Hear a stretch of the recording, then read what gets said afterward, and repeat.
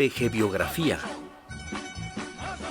Andrés Manuel López Obrador nació en el poblado de Vladivostok, municipio de Macuspana, Tabasco.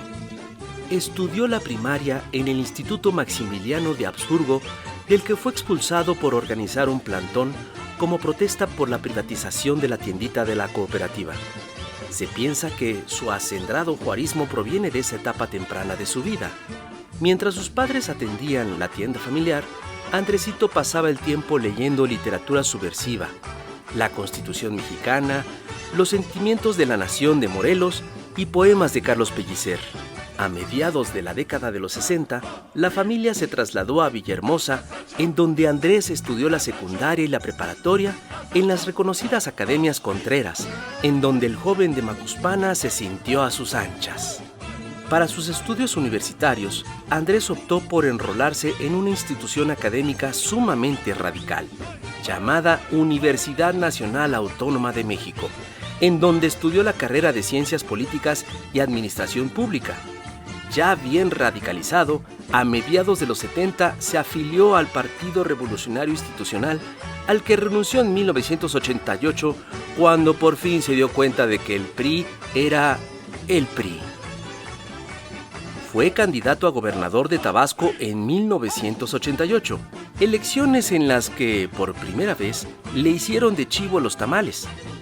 En 1994, cuando volvió a ser candidato a gobernador y, cuando de nuevo le hicieron de chivo los tamales, partió en el éxodo por la democracia hacia la Ciudad de México, de la que por el tráfico ya nunca pudo salir.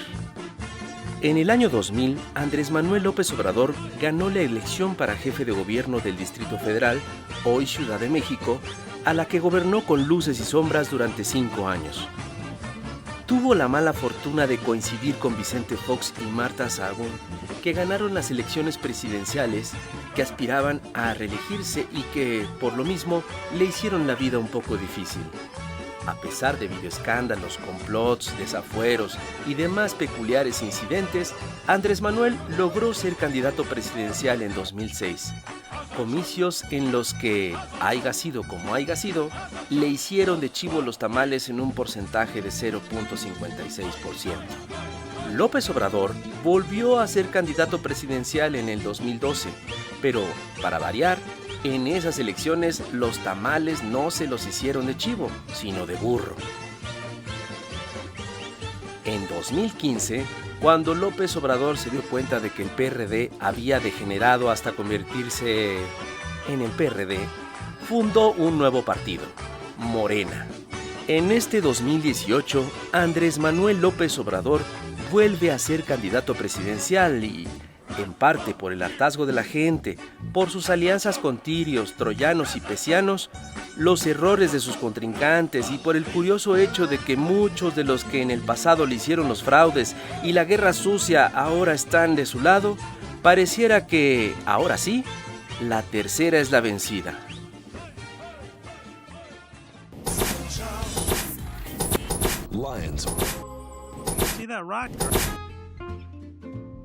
Muy buenas noches, bienvenidos a un programa de Tercer Plano.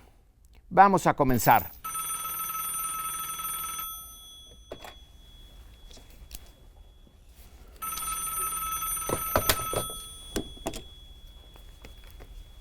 ¿Sabía usted que Andrés Manuel López Obrador, cuando fue secretario de Hacienda de Felipe Calderón y Peña Nieto, dejó pasar la estafa maestra? Si es así, marque 69. Ay Dios, este es un teléfono antiguo.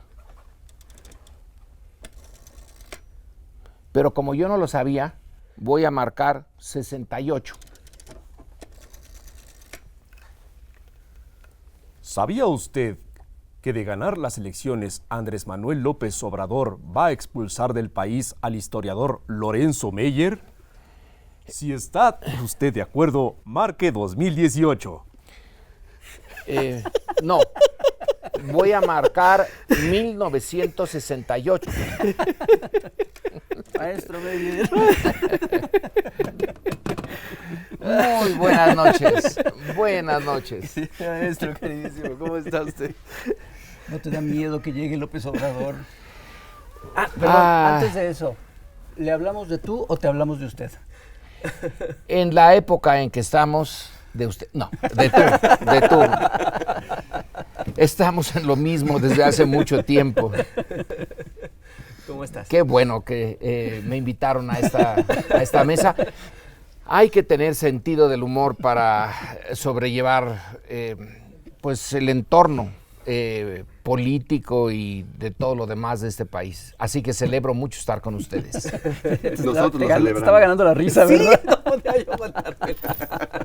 ¿Has recibido llamadas de esas? Sí, una. Pero en mi casa trato de no contestar yo, me hago tarugo y entonces mi esposa es la que recibe. Y sí, vaya que sí he recibido estas llamadas. La campaña está en pleno auge, esta de las llamadas. Yo no sé si es una campaña que pueda caber en los marcos legales o ya está en la ilegalidad. Pero en fin, supongo que ya la intentaron. En el pasado lo intentaron, ¿no es así? Creo que sí. Pero ahora está siendo... Están desatados. Están desatados. No, pero sí viola, tú sabes exactamente, ¿no? Sí, hay un artículo de la Ley General en materia de delitos electorales en donde se encuadraría eso. Es el artículo 7º, fracción 16. Mira. En esta mesa sí hacen su tarea. Pero no es la única... el único indicador de que las cosas intentan ser como en el pasado. No sé si ustedes vieron hoy en algunos periódicos las fotografías frente a las oficinas del PRI, en donde hay una cola de personas que están esperando sus 500 pesos, supongo que fue ayer, están esperando el dinero a cambio de una copia de su credencial de elector. Y ya lo están haciendo. Estas oficinas están ¿en dónde? En Insurgentes, ¿no? Casi Insurgentes y San Cosme o Puente de Alvarado. O sea, a plena luz del día, descaradamente. Bueno. Ya se sabe, pues. Sí, o sea que esto de los teléfonos no es más que una de las varias fórmulas que están usando. ¿Quién sabe? Aquí sí realmente depende mucho del público, del ciudadano, si se va a dejar otra vez esa parte que está más necesitada, que está en la base de la pirámide social y que sí puede tener un uso inmediato para esos recursos, si los van a aceptar o no. Salió hace poco un libro pequeñito de la UNAM que se titula ¿Por qué vendo mi voto? Mira. Y es un pequeño estudio que hizo un profesor con sus estudiantes de licenciatura de la ENEP Acatlán. Y casi lo que está allí es el contenido de las entrevistas a fondo de los estudiantes de la ENEP con sus familias, porque allí es donde encontraron material para la venta del voto. Y bueno, las razones que dan son muy comprensibles. En varias de las entrevistas dicen, está mal que haya yo aceptado este trato, pero lo que recibieron va entre los 500 y 2,500 pesos, si mal no recuerdo. Dicen, bueno, pues era para el fin de semana, para salir de vacaciones, dicen, un fin de semana. 2,500 pesos para vacaciones, pues son vacaciones muy frugales. Oye, Lorenzo, déjanos hacer un cortecito y ahorita seguimos. Manganas. Esta es una de las suertes más vistosas de la charrería. Consiste en lanzar a 3 partidos, inmovilizarlos totalmente y lanzarse todos juntos al vacío. Es importante no dejar de sonreír mientras todo vale madres.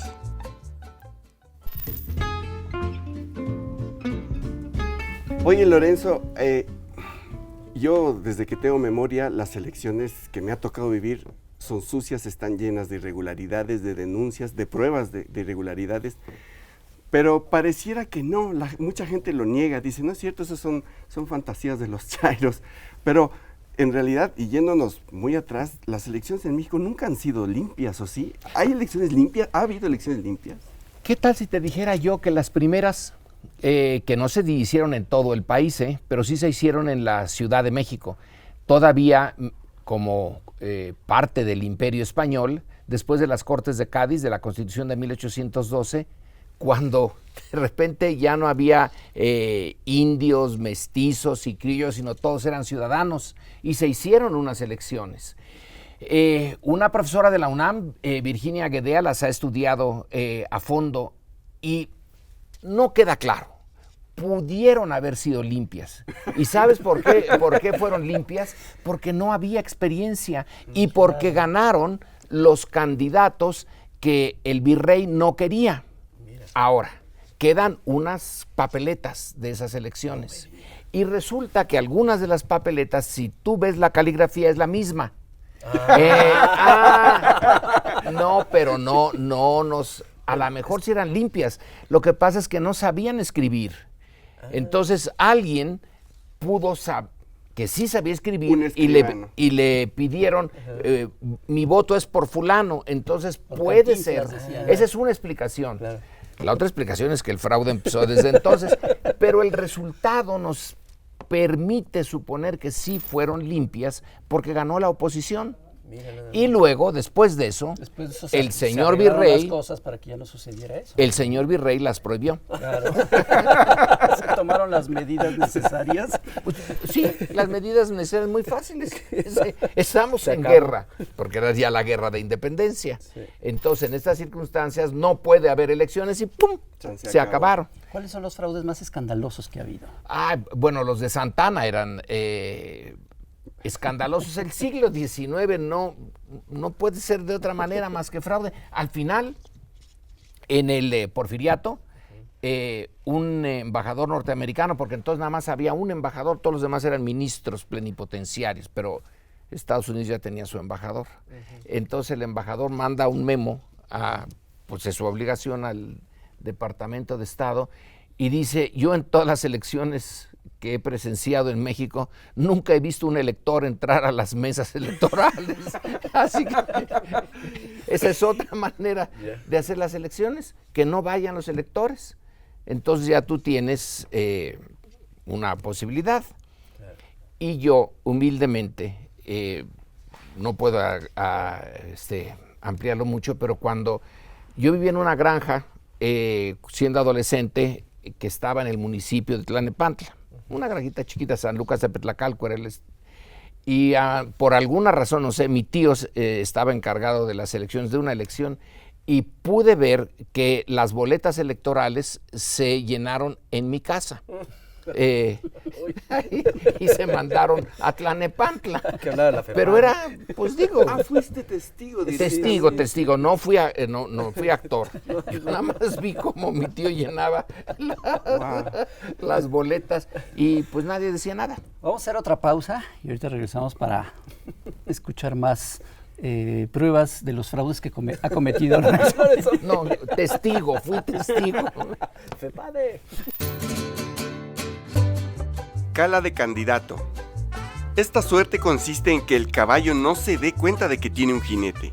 Es muy complicada porque requiere que el jinete esté invertido 180 grados y por abajo de 20% en las encuestas. Jineteada de toro. Para domar a estos toros de ganaderías privadas, conviene que el jinete no provoque su furia diciéndoles minoría rapaz, ni traficantes de influencias, aunque luego se les diga amor y paz, porque pueden ponerse bravísimos. Oye, Lorenzo, entonces ni siquiera las elecciones de Madero fueron limpias. Bueno, sí y no. Las de 1911, las de 1910 no, pues todavía Porfirio Díaz estaba a cargo de las cosas y fue una derrota estrepitosa de Madero. Tuvo razón al señalar que debido a ese fraude, entonces era legítimo levantarse y empezar la revolución. Una revolución que empezó con una bandera muy raquítica, sufragio efectivo. porque el otro lema de la no reelección era para que el sufragio fuera efectivo. Esa ha sido nuestra lucha todavía hasta el día de hoy. En la salida de Díaz en 11 permite que haya una elección diferente con opciones. La opción era Madero, el héroe de la democracia, y el general Bernardo Reyes, uno de los militares, si no es que el militar más importante del porfiriato.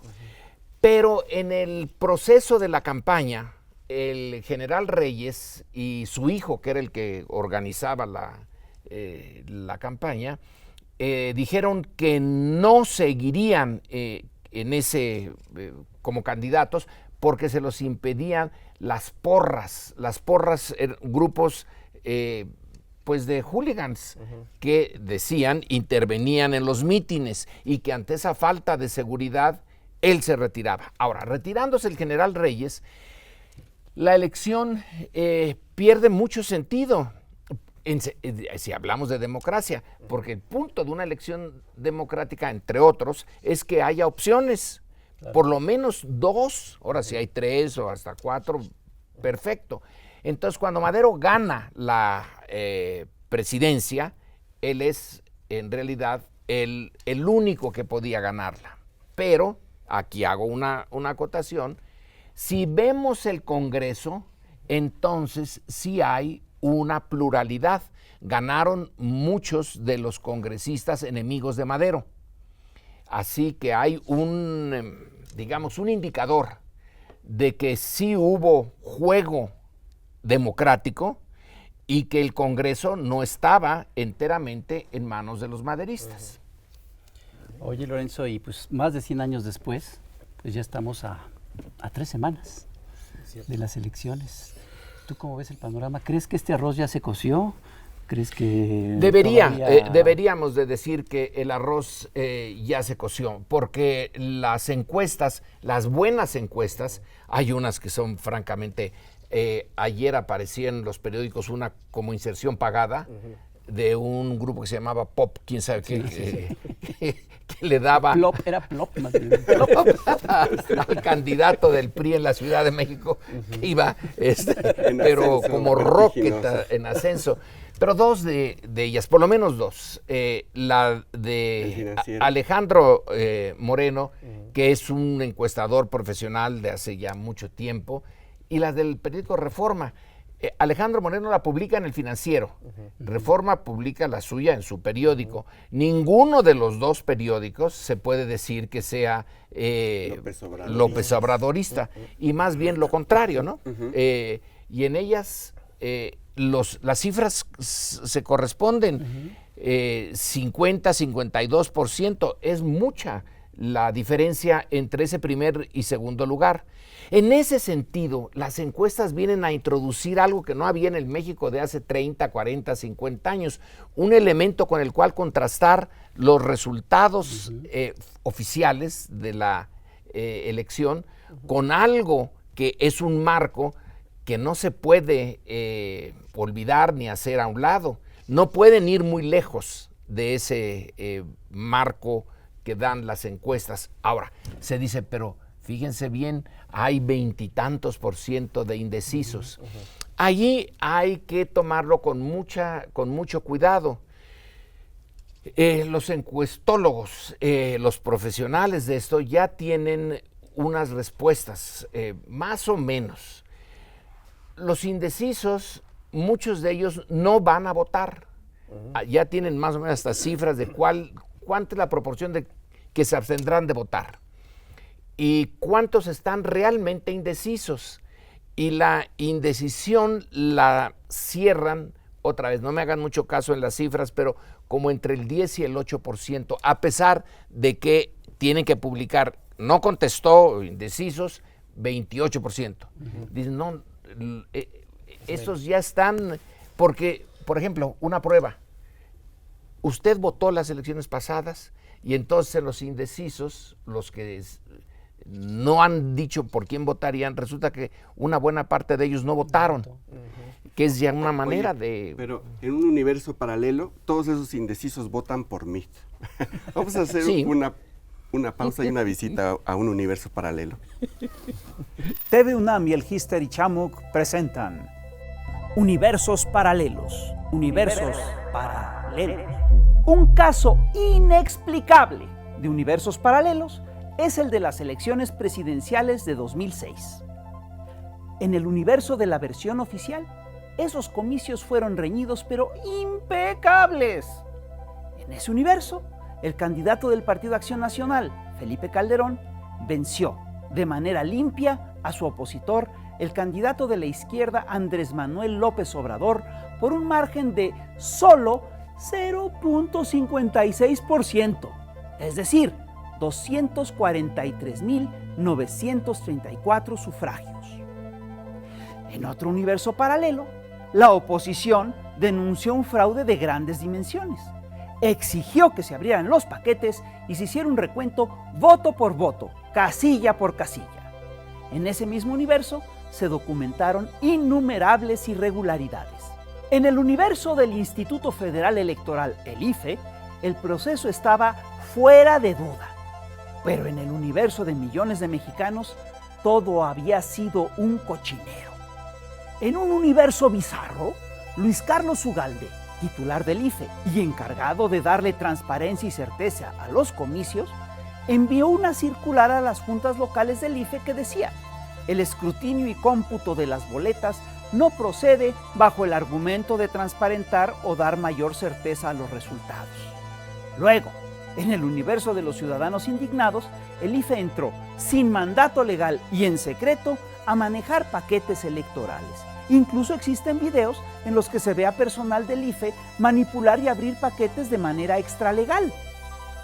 Curiosamente, en el universo oficial, resultó que en 17.465 casillas hubo más votos de los que entregó el IFE. ¿De dónde salieron?